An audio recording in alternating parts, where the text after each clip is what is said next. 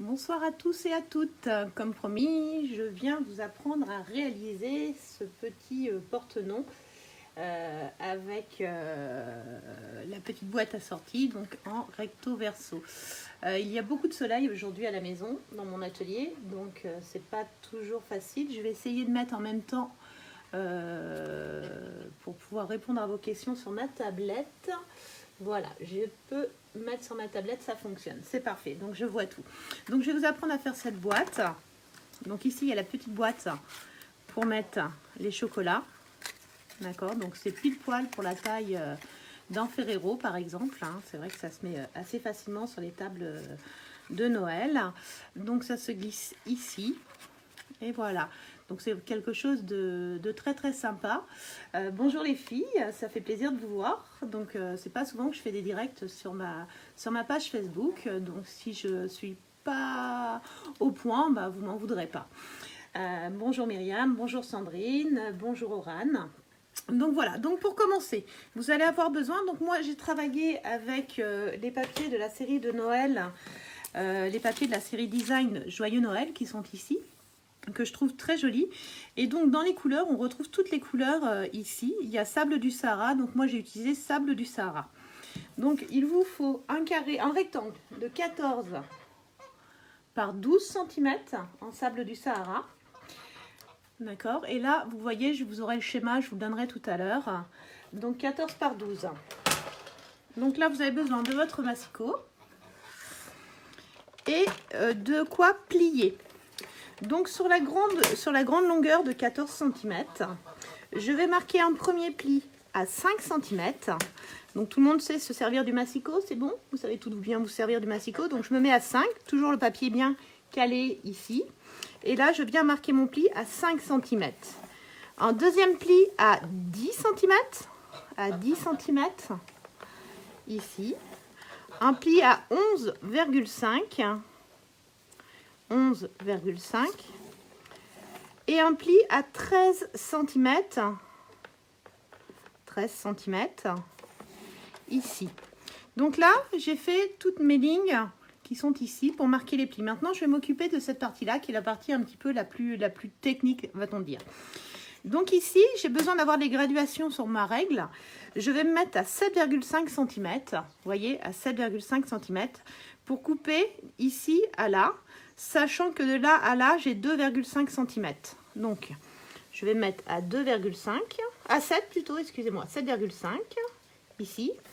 Je vais me remonter ma lame. Donc, on est d'accord que c'est les deux grandes bandes. Ici, il y a un pli là, là et là. Les petites bandes en bas, les grands en haut. Donc là, je vais venir jusqu'à 2,5. 2,5 ici.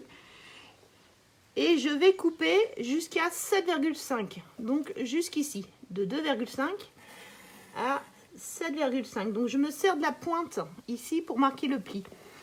Donc là, j'ai coupé ici. D'accord? Et après, je vais me mettre à 11 cm. Et je vais refaire la même chose. Donc de 2,5, j'appuie jusqu'à 7,5. D'accord? Et ensuite, je vais marquer le pli entre les deux. Donc là, je vais être à 2,5 cm du bord.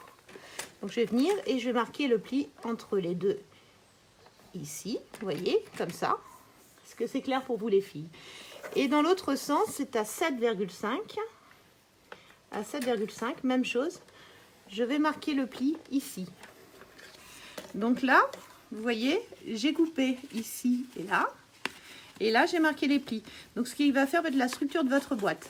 Cette partie-là va se plier dans ce sens-là, d'accord? Hop, ici, on a ça. Là, on a un petit... Hop, et ça, ce sera la petite languette pour coller. Donc ça fait la structure de votre base de papier. D'accord? Donc 2 cm, l'avantage de faire 2 cm et demi, c'est que quand vous allez mettre votre boîte, vous voyez ici, vous voyez là, ça touche et comme ça c'est pratique. Et si jamais je veux ranger sans la petite boîte, je peux le plier. C'est pratique. Donc voilà, donc je vous remets ça ici. Donc maintenant, pour la décoration, pour venir faire la décoration ici, j'ai oublié de prendre une paire de ciseaux et un cutter. Une paire de ciseaux et un cutter. Hop. Donc vous aurez besoin de deux rectangles de 12 par 4 cm. D'accord? De toute façon, je vous redonnerai les coordonnées et les dimensions sur mon blog un petit peu plus tard ou à la suite de cet article. Et vous aurez également besoin de deux rectangles de 12 par 2,5. 12 par 2,5. D'accord? Donc là, je n'ai plus besoin de mon massicot pour l'instant. Hop, je vire le massicot.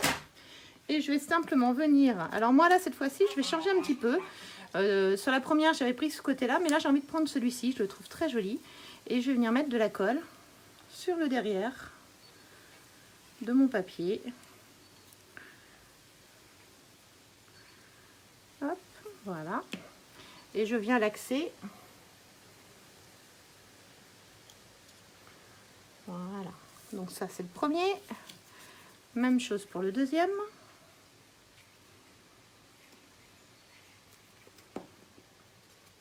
Donc n'hésitez pas si je vais trop vite ou s'il y a quelque chose que vous ne comprenez pas. J'ai mis ma tablette à côté pour pouvoir voir un petit peu ce que vous me dites. Donc comme ça, c'est plus facile. Donc ici, ce que j'ai décidé de faire, c'est de venir coller cette bande-là ici. Donc là, il faut vraiment faire attention à ne pas mettre de colle ici, puisque ici, on n'en a pas besoin de la colle. Donc ce que je fais, c'est que je mets de la colle là, sur le bord ici, sur le bord là et sur le bord là. D'accord? Et à l'opposé sur le papier, je vais venir remettre sur le contour ici et sur la partie basse un petit peu. Voilà, donc comme ça, ça évite que quand je colle, il y ait de la colle partout. Donc là, je viens me mettre ici. Voilà. J'appuie bien.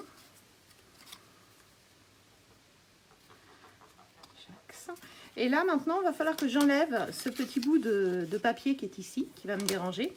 Je ne l'ai pas coupé avant parce que c'est plus facile de le faire après coup. Donc là, je viens couper mes deux bandes de papier. Même chose de l'autre côté. Et pour faire la bande ici, moi, je trouve que c'est plus facile au cutter. Donc, je prends un vieux carton et je viens avec un cutter couper ici. Surtout, ne collez pas les deux côtés, sinon vous allez vous embêter pour découper votre bout de papier. Donc voilà, je l'ai fait d'un côté. Donc je vais refaire la même chose de l'autre côté. Donc ici, pareil. Donc moi, je me suis arrangée, je voulais que la bande la plus visible soit en bas. Donc je vais faire la même chose de l'autre côté. Je vais venir me mettre comme ça. Donc attention toujours au collage. Donc je viens mettre de la colle. Je viens mettre de la colle ici, là. Là, et là je vais venir en mettre en bas oups, je vais venir en mettre en bas et ici et un petit peu sur le côté. Hop, on essuie la colle et là je viens coller ma bande de la même façon que tout à l'heure. Je la centre sur ma page, sur mon morceau de papier. Hop, vous voyez, et donc même chose, je vais venir recouper ici. Donc c'est là où je vais pouvoir mettre ma petite boîte à cadeaux, mon petit paquet de cadeaux qui sera ici. Hein, vous voyez comme j'ai là. D'accord? Et je viens enlever la partie. C'est vrai que ces papiers de design sont vraiment très jolis, Myriam. Et je viens enlever la partie qui m'embête là. Voilà. Hop. Donc là, j'ai enlevé les deux parties ici et là. Et là, je vais venir maintenant pouvoir fermer ici. Excusez-moi, j'ai du monde qui arrive à l'atelier et donc les voix font du bruit. Hop. Stop, papy. Attendez, excusez-moi juste 30 secondes. Je fais une vidéo. Je suis en vidéo. Excusez-moi, je reviens les filles. J'arrive. Excuse-moi, je suis en vidéo. Je suis en train de faire une vidéo là. Les gens sont au bout de leur téléphone là. D'accord. Et il est... Oui. Donc je continue. Donc là j'ai mis du double face. Je viens l'enlever. Donc ce que vous entendez, ce sont mes oies. Hein, elles montent la garde devant l'atelier. Donc c'est vrai qu'elles sont assez bruyantes les oies quand même. Voilà. Donc là je vais venir fermer ma petite structure.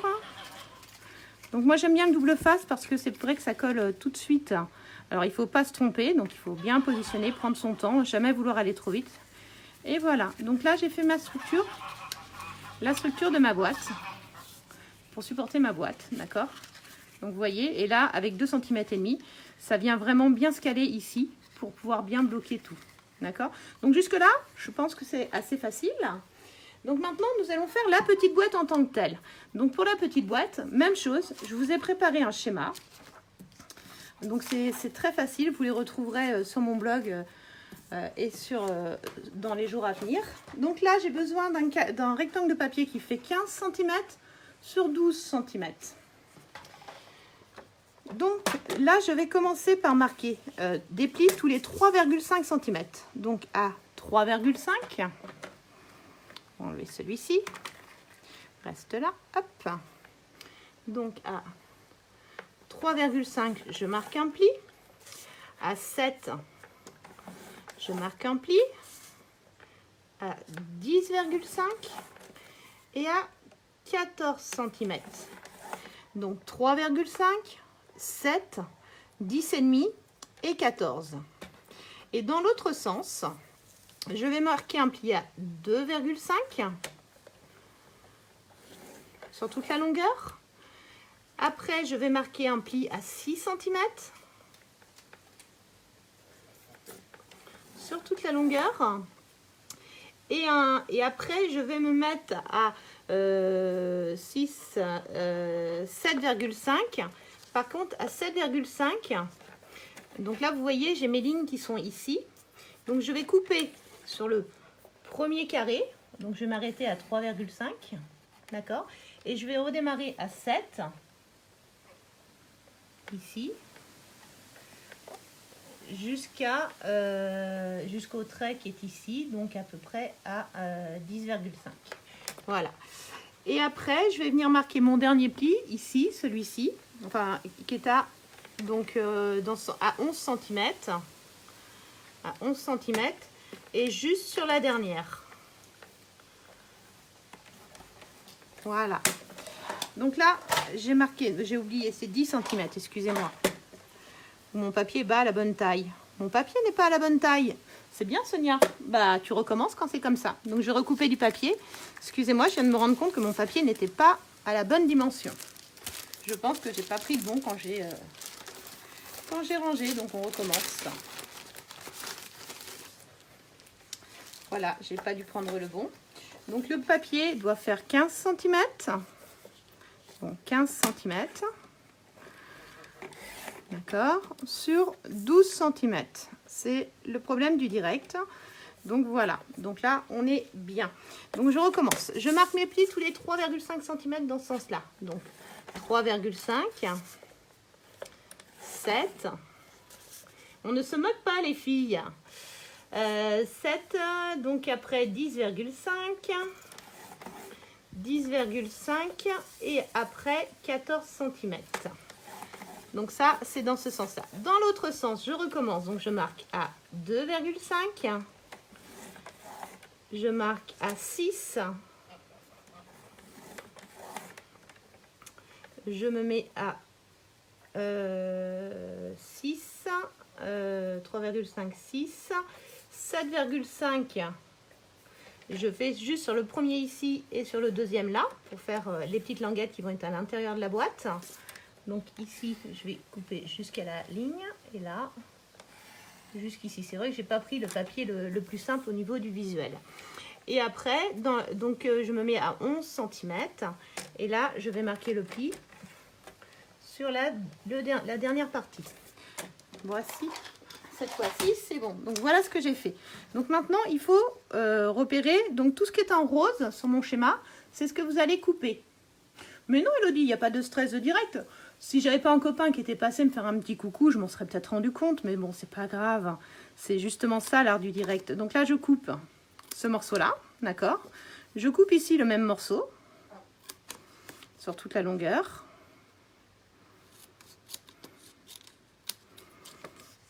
Ici, il faut couper la ligne jusqu'au pli. Donc là, je vais couper jusqu'au pli. Même chose ici.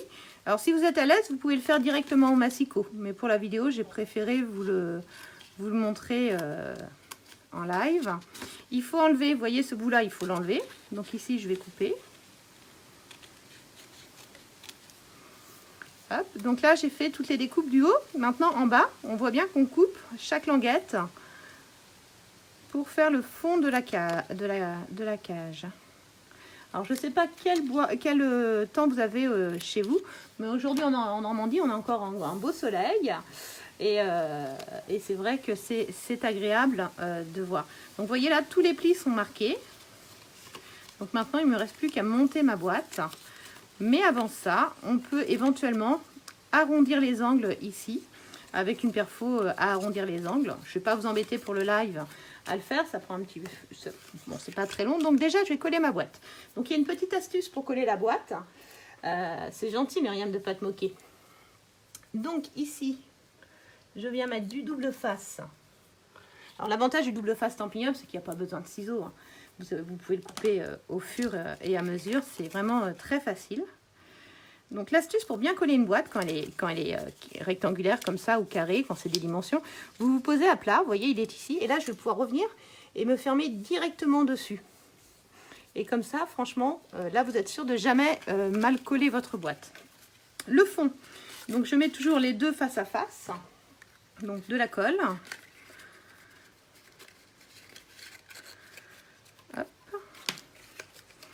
Donc je mets toujours sur celle qui va venir sur le dessus un petit peu de colle ici. Alors toujours face à face. Donc là j'ai collé les deux face à face. Ici et ici. Et là je viens tout refermer. Et si j'ai peur de ne pas appuyer, un tube de colle est très pratique. Bourgogne aussi, beau soleil. Ah, dans la Somme, du vent. C'est vrai que là le vent se lève. Il y avait très grand soleil et là, je sais pas, il y a un nuage qui passe.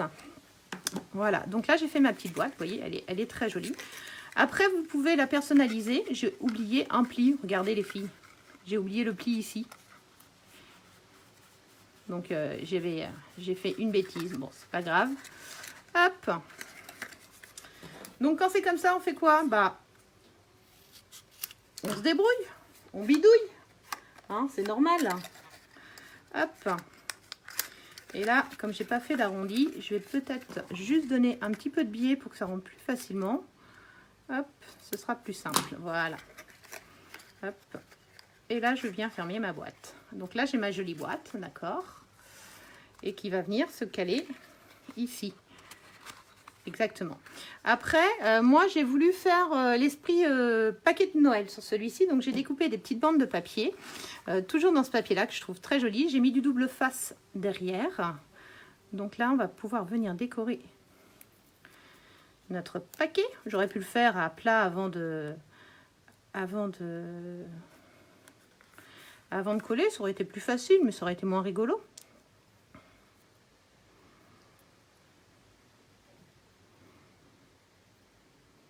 C'est là où il est important d'avoir des ongles. Oui, mon copain m'a vraiment perturbée. Je ne m'attendais pas à le voir. C'était une jolie surprise, mais bon. Et hop! Je pensais avoir bien découpé mes papiers avant de faire la vidéo. Je pensais m'être bien préparée, mais comme quoi, on fait toujours des erreurs. Mais c'est pas grave. C'est ce qui fait le scrap et ce qui fait la beauté des créations faites main. C'est justement ces petites erreurs qui font joli. Vous voyez, ça fait un joli cadeau, hein, paquet cadeau. Donc j'ai mis des petites bandes de 3,5 cm de haut, donc la hauteur ou la largeur de la boîte selon les cas. Hop. Ici. Alors après, vous pouvez vous amuser avec aussi du ruban pour faire des nœuds. Si vous l'avez encore, elle est partie, mais la perfo nœud est vraiment très jolie hein, pour faire l'imitation d'un nœud aussi. C'est vraiment très très sympa. Hop. Ici. Je pense que les oies, j'entends une voiture, je pense que les oies vont recommencer à nous faire le bazar. Et un dernier petit bout ici pour finir la petite boîte. Donc là, j'ai une jolie petite boîte cadeau de Noël. Voilà. Donc maintenant, les étiquettes. Les étiquettes comme celle-ci pour Noël. D'accord? Donc après, vous voyez, c'est deux styles complètement différents, mais c'est vrai que ce papier, il est vraiment très très joli. Donc pour les étiquettes, j'ai utilisé la perforatrice, cette perforatrice là, qui est vraiment très jolie, et hein, une étiquette décorative. Je vais venir découper deux étiquettes, donc en sable du Sahara. Et non, tout le monde fait des bourdes. De toute manière, on est toutes des scrapeuses hors pair, mais on ne serait pas des scrapeuses hors pair si on ne faisait pas d'erreur, ce ne serait pas rigolo. Et donc, qu'est-ce que vous préférez? Que je mette ici un papier cuivré, comme j'ai mis ici, ou un papier merlot magique? Oh, je pense quand même que... salut Chris, le merlot magique, ça va faire plus triste. Non, je vais rester sur le papier, celui-ci qui est vraiment fabuleux, qui va vous éblouir. Donc je cherche ma perfo. Voilà. Donc t'inquiète pas Chris, tu pourras, j'ai fait la vidéo, mais elle va rester en ligne, donc tu pourras la revoir. Donc même chose, il me faut deux découpes. Donc la petite astuce pour avoir cet effet ici qui dépasse, simplement c'est très compliqué. Je coupe en deux, mais ce que je mets derrière, c'est la petite astuce pour avoir une étiquette plus grande. Donc ici, je vais mettre de la colle sur le derrière, ici, et ici, voilà. Hop. Et là, je vais venir me mettre avec un petit décalage. Donc, à vous de choisir le décalage qui vous fait envie. Hein. Ça dépend de vos envies. Ça peut être plus ou moins marqué. Moi, j'aime bien que ce soit assez discret. Donc, c'est une question de goût et de couleur.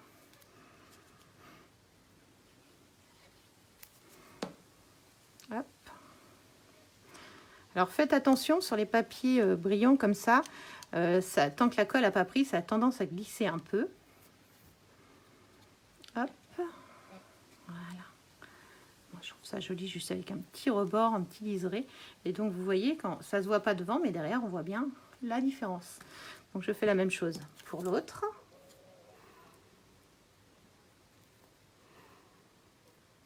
Alors surtout, je dis toujours à mes clients de vous tamponner avant de finir vos collages. Et donc là, qu'est-ce que j'ai fait? Bah, j'ai pas tamponné. Normal. Oui, cuivré, ça fait vraiment beaucoup plus Noël. Et après, j'ai une petite surprise pour vous. J'ai une petite carte que j'ai faite dans les mêmes tons. Je suis fan. Et je reviendrai vous expliquer comment utiliser le Stamparatus.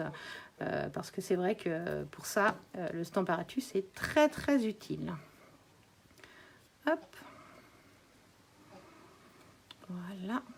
Donc, normalement, sur ces deux étiquettes, normalement, vous allez noter le nom de votre convive. Mais comme je ne sais pas encore ce que je vais faire comme déco, moi, j'ai utilisé le set de tampons Noël paisible et ce joli tampon Noël qui est vraiment très, très beau. Donc, avec la couleur Merlot magique qui est assortie. Et donc là, je vais venir faire un bisou. Hein, jamais appuyer trop fort, hein, ça suffit. Et là, je vais venir tamponner mon mot Noël. Alors, éventuellement, pour votre déco de table, ce que vous pourriez faire, c'est mettre Noël d'un côté et de l'autre côté, le prénom de votre convive. Alors, vous inquiétez pas, le rouge est une couleur qui laisse une marque sur les tampons en résine. Hein, même si vous le nettoyez bien, il restera toujours un peu rouge, mais c'est pas grave. Ça n'altère pas du tout la qualité du tampon. Donc, ce que j'ai fait, moi, c'est que sur le haut, vous voyez, mon étiquette, elle va venir comme ça. Donc, ce que j'ai fait, c'est qu'ici, en haut, j'ai mis un petit bout de double face pour coller les deux étiquettes dos à dos. Alors, ça peut être du double face, mais ça peut être aussi de la colle. Hein. Mais c'est vrai que j'aime bien le double face sur ce genre de projet.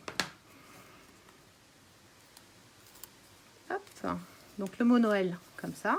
Donc, juste pour coller vraiment les deux ensemble, de manière à ce qu'elles ne fassent qu'une. Voilà. Donc là, comme ça, le bas, il est libre. Donc, soit vous le collez, soit vous le posez aussi comme un chevalet dessus. Donc, voilà. Et vous pouvez venir... Alors, moi, ce que je fais, c'est que je l'écarte bien, comme ça. Et je vais venir remettre de la colle. Remettre de la colle. Ici. Et là. Je vais l'écarter. Quick. Et je vais venir sur mon porte-nom pour le mettre un petit peu en décalé, voilà. Et là, comme ça, j'ai ma jolie boîte. Je sais pas ce que vous en pensez. Est-ce que ça vous plaît? Est-ce que ça vous a paru compliqué à faire? Je pense que c'est très rapide.